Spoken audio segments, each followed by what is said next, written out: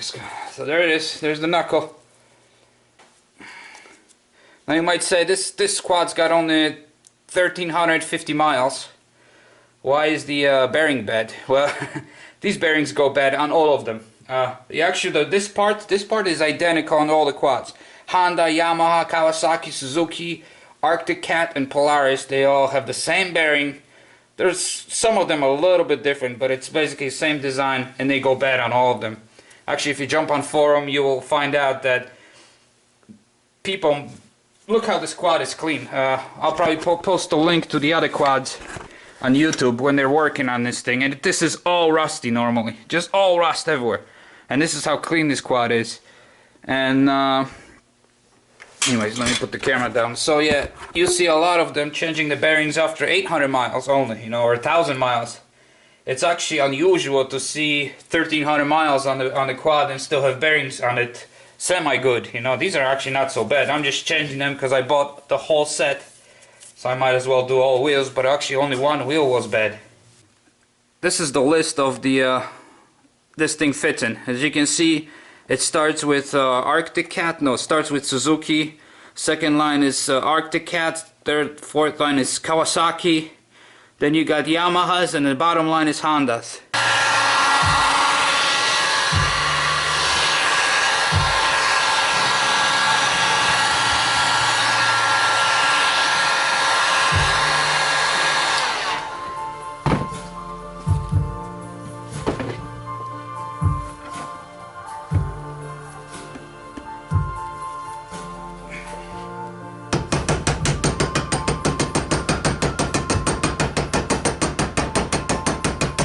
See how easy it goes?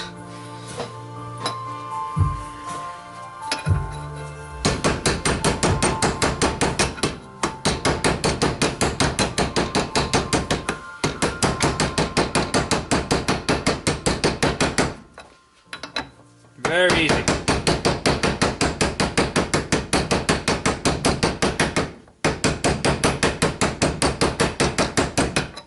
I think we're in. Almost. You know that sound, and you know you're all the way in. You get a different sound. So yeah, I heat this up to about, you know, 200 degrees maybe, and I greased it up with some grease and dropped right in, you know, just tap it in. So now I gotta put the other side in. Ooh, ooh, hot, hot, hot, hot. Obviously, like I said, you don't want to heat it too much because then you're going to be melting other plastics and seal and boots. So, but this is, I can still handle it, you know. It's not too hot. I only have latex gloves. So now, can't forget the spacer. If you forget the spacer, you're in trouble. Now make sure you lube everything so there's extra grease in there.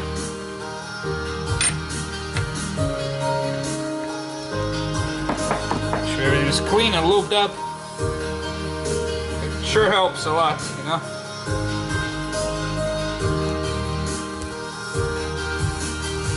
Okay, we're gonna heat it up a little more and drop the other one in. And I keep them ice cold, so then the metal shrinks and this expands.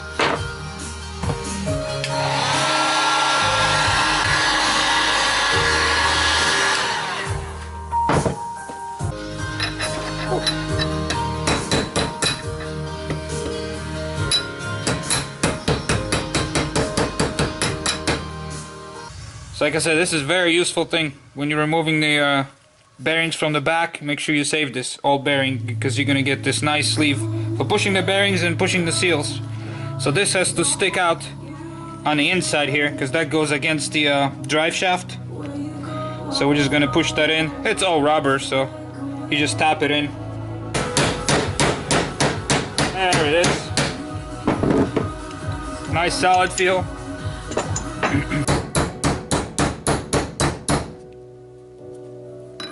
A little more.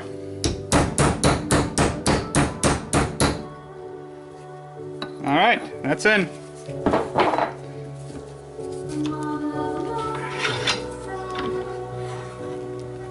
like I said, you want to make sure you don't damage this thing. So I was clamping here and supporting it right here.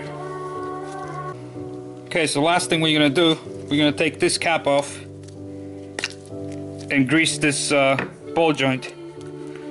Put plenty of new grease in there. Clean it up, clean the old grease, put the new one in, and put the cap and pack it with grease on the inside.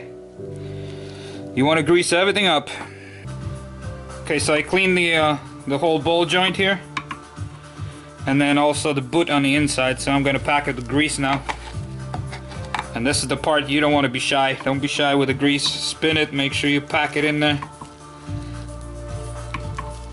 Plenty of grease everywhere. This is Mobile One synthetic grease, the only thing I ever use.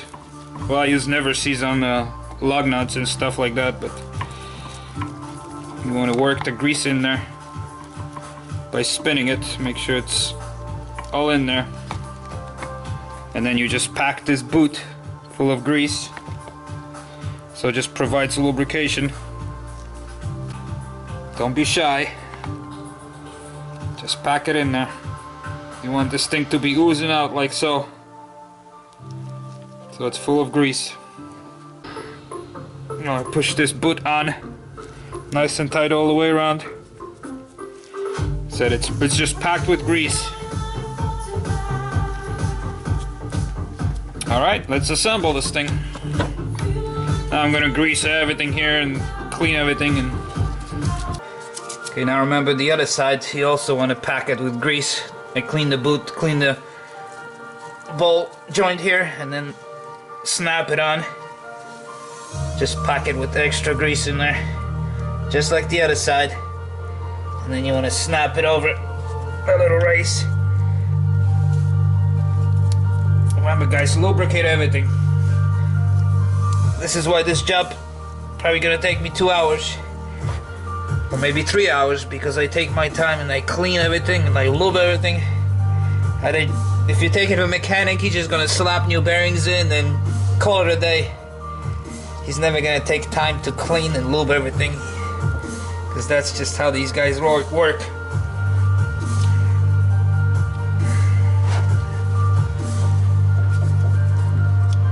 That's why if you want to do it right, do it yourself. Just want to make sure this thing is all the way on, all the way around. Okay. Yep. All right. So that's nicely lubed. It's gonna last forever. You also want to check, make sure there's no any rips anywhere on the axle. You know, make sure it moves. I mean, it's perfectly sealed. If there's no rips, that means the grease is in there all packed, and it's very smooth, all directions. There's no play or anything. Also, you want to check all the bushings everywhere. Make sure everything is solid. I feel no play anywhere. So, one more thing, you want to make sure that this face is clean here. That's your mating face with the seal. It mates with the seal. So you want to make sure there's no gunk or anything. It's all filthy, so I'm going to clean this up. Same thing on this side. This here, I don't know where to put the light. See this outside face that's got a little surface rust on it? I'm going to clean it all nice so it's nice shiny metal, because that seals against this seal here on this side.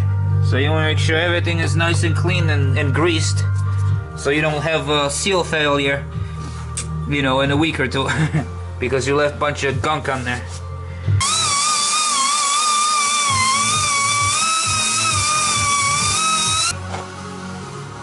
Okay, I got everything cleaned. Now we're just gonna grease it really well. Again, don't be shy here.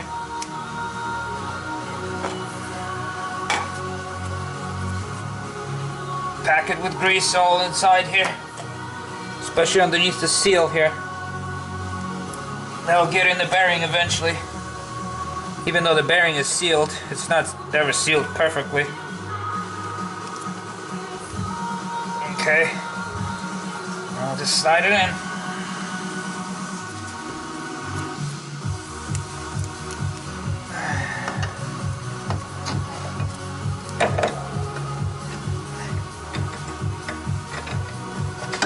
There it goes, nice.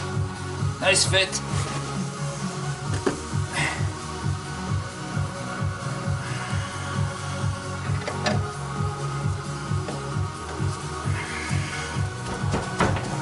Might have to use a little hammer, a little persuasion.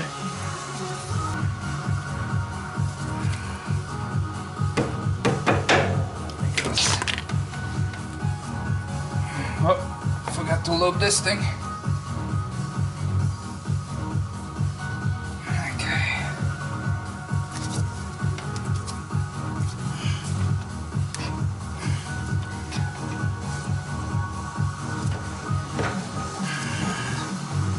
Alright, it's in place.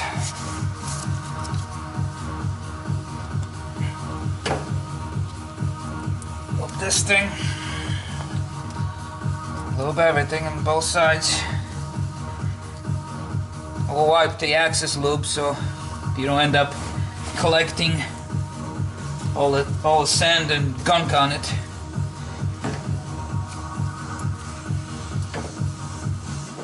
Actually, before I put this thing, let me put these nuts back on. Now you're just basically squeezing the grease out of the taper fitting. Alright, that's tight enough. And the last one is this one.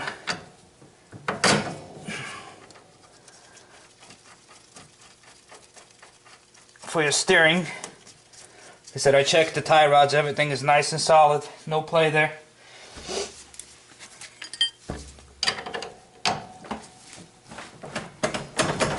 Alright, we'll just line up the cotter pin.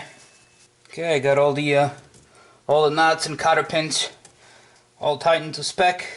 Don't forget this little O-ring that goes on this side, right there. And it drops in that little groove. There's a little groove for that O-ring. This last thing, just make sure there's any dirt in there. Make sure this is all clean and greased. Grease the spline here. Grease this on the inside and outside. Packs plenty of grease in there. Basically, behind that seal, like I said, I'll wipe off the axis. Same thing in here. Because, you know, this is your brakes. You don't want to have too much grease and put it all over your brakes. You just slide this on. Okay. You gotta take this off, then put the shield back on because you gotta be fighting with bolts.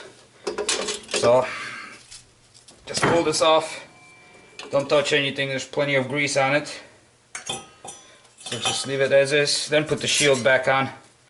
Okay, this little shield is cut out for this little knuckle, so it can only go one way, like so. It won't fit any other way, so you can't put it on incorrectly. So that's two little bolts, which are 10mm. Put some grease on those still. Might as well. Alright. Now we can slide this back on.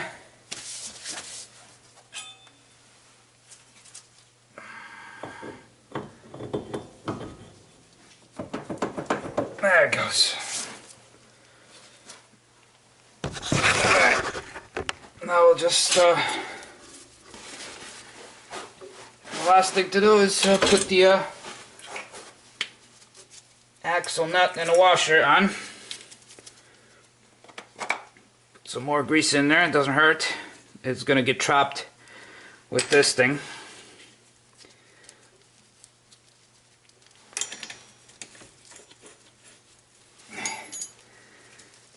And we'll torque it to spec, then put the caliper back on.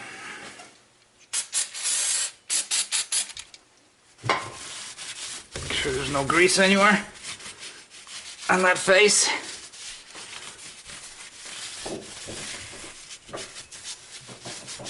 I just use clean paper towel, napkin actually, and we'll wipe any axis grease, make sure it doesn't get anywhere on the brakes. Looks good in the back.